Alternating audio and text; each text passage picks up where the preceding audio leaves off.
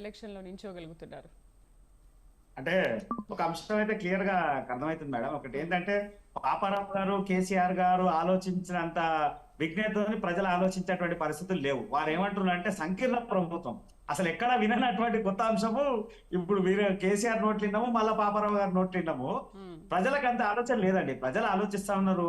దేశవ్యాప్తంగా ఉన్నటువంటి అనేక అంశాల మీద నరేంద్ర మోడీ గారి అభివృద్ధిని చూస్తా ఉన్నారు. నరేంద్ర మోడీ గారు చేసినటువంటి ఈ 13 భారతీయ జనతా పార్టీ వచ్చినటువంటి తర్వాత ఈ 15 సంవత్సరాల ఈ 10 సంవత్సరాలు నరేంద్ర మోడీ గారు ప్రభుత్వంలో ఉన్నటువంటి 10 సంవత్సరాలు చేసినటువంటి మార్పు మన కళ్ళ ముందర కనబడతా ఉంది. ఇంకోటి 50% అభివృద్ధి చేశారు అంటే రాష్ట్రంలో అయితే మీరు లేరు కదా, రాష్ట్రంలో అయితే మీరు లేరు అంటే రాష్ట్ర అభివృద్ధిని అసలు బీఆర్ఎస్ 10 ఏళ్లలో ఏం చేశారనేది ప్రజలు చూశారు కాబట్టి ఆయనకు పాజిటివ్నెస్ పెరుగుతుంది. మీరుంటే మీకు పెరిగేది కదా, అసలు మీరు లేరు కదా.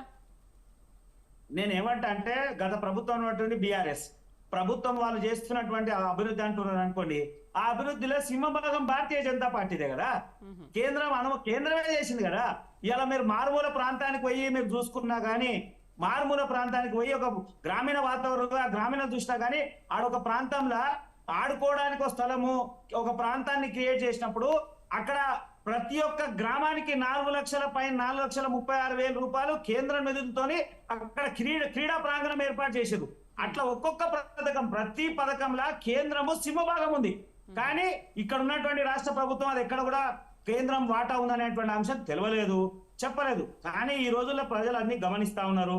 అంటే ఇలా తెలంగాణ అభివృద్ధి చేస్తున్నామని చెప్పినటువంటి కేసీఆర్ ఆ అభివృద్ధిలో సింహభాగం భారతీయ జనతా పార్టీదే కదా. అది లేనప్పుడు ఎట్లా అభివృద్ధి కాలని ఎట్లా అంటారు? అభివృద్ధిలో కీలకంగా భారతీయ జనతా పార్టీ ఉంది. ప్రజలన్నీ గమనిస్తా ఉన్నారు. రేపు జరగబోయేటువంటి ఎలక్షన్లో చేస్తారు.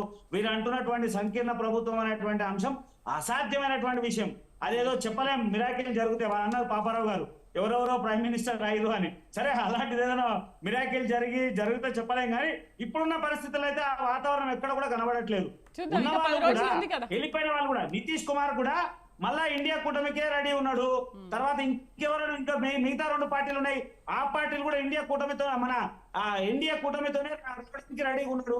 తర్వాత ఇంకెక్కడికైనా సాధ్యమైనటువంటి పరిస్థితులు లేవు. ఒకవేళ ఉన్న ఆ పార్టీల యొక్క ఎంపీల సంఖ్య చాలా తక్కువ. పెద్దగా మొత్తం చూసుకున్నా గానీ ఆ పార్టీల ఎంపీల సంఖ్య వాళ్ళు బలంగా గెలవగలిగినా కానీ 20-30 స్థానాల కన్నా ఎక్కువ గెలవలేరు.